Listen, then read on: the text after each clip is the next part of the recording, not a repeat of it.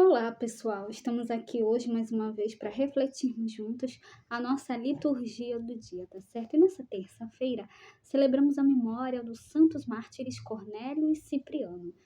Imbuídos da mesma fé em Cristo que levou esses santos ao martírio, que nós possamos celebrar a liturgia com esperança e cheios de fervor. Então, a primeira leitura está em 1 Timóteo, capítulo 3, versículo 1 a 13. 1 Timóteo, capítulo 3, versículo 1 a 13. Caríssimo, eis uma palavra verdadeira. Quem aspira ao episcopado saiba que está desejando uma função sublime, porque o bispo tem o dever de ser irrepreensível, marido de uma só mulher, sóbrio, prudente, modesto, hospitaleiro, capaz de ensinar. Não deve ser dado a bebidas nem violento, mas condescendente, pacífico, desinteressado. Deve saber governar bem sua casa, educar os filhos na obediência e castidade, pois quem não sabe governar a própria casa, como governará a igreja de Deus?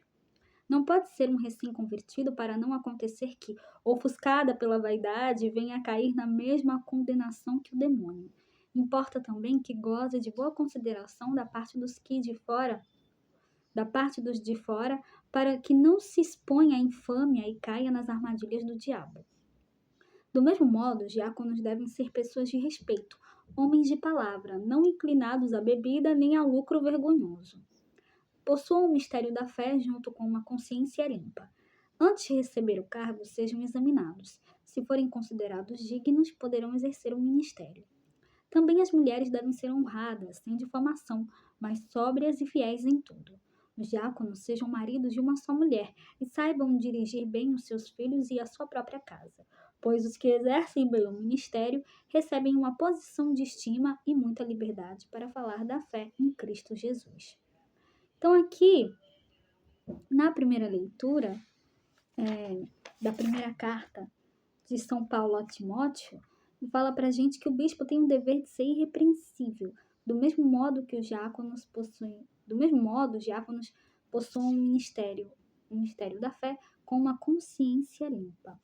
Então, que nós possamos sempre, nos colocar a serviço de Deus e a serviço dos nossos irmãos também.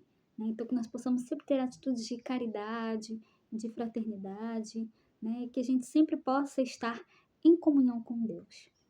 E agora, falando do Evangelho, hoje ele está em Lucas, capítulo 7, versículo 11 a 17. Lucas, capítulo 7, versículo 11 a 17. Naquele tempo, Jesus dirigiu-se a uma cidade chamada Naim. Com ele iam seus discípulos e uma grande multidão.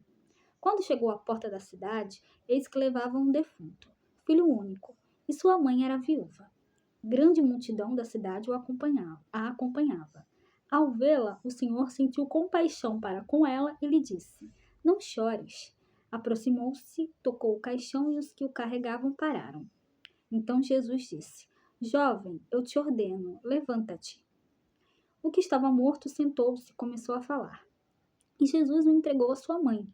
Todos ficaram com muito medo e glorificavam a Deus, dizendo: Um grande profeta apareceu entre nós e Deus veio visitar o seu povo. E a notícia do fato espalhou-se pela Judeia inteira e por toda a redondeza. Então, no evangelho de hoje, Jesus aparece na porta da cidade de Naim, onde passava o cortejo fúnebre do filho único de uma viúva. A mulher chorava pelo seu filho e por sua própria situação.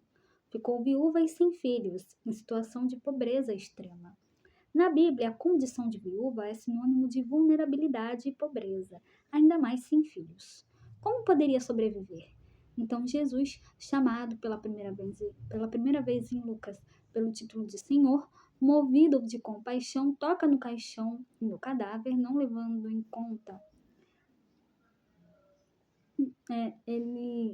Ele toca no caixão, e no cadáver, não levando em conta a proibição da lei ritual do puro e do impuro, de Números, capítulo 19, versículo 11 e versículo 16, ele devolve a vida ao rapaz e o entrega à mãe, restituindo-lhe também a possibilidade de vida digna.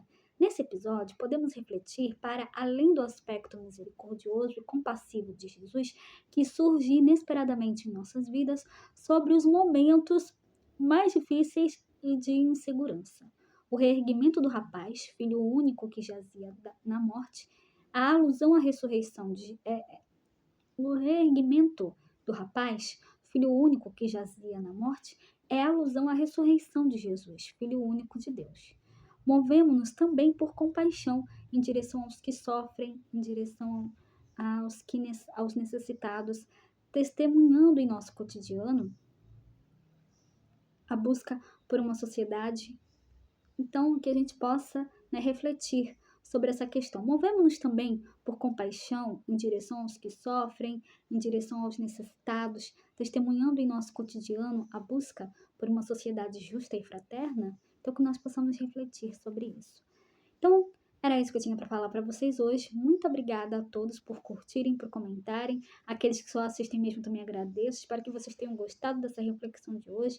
Espero encontrá-los todos aqui amanhã, quarta-feira, se Deus quiser, para continuarmos refletindo cada vez mais as leituras da Sagrada Escritura. Então, muito obrigada a todos e até a próxima, se Deus quiser.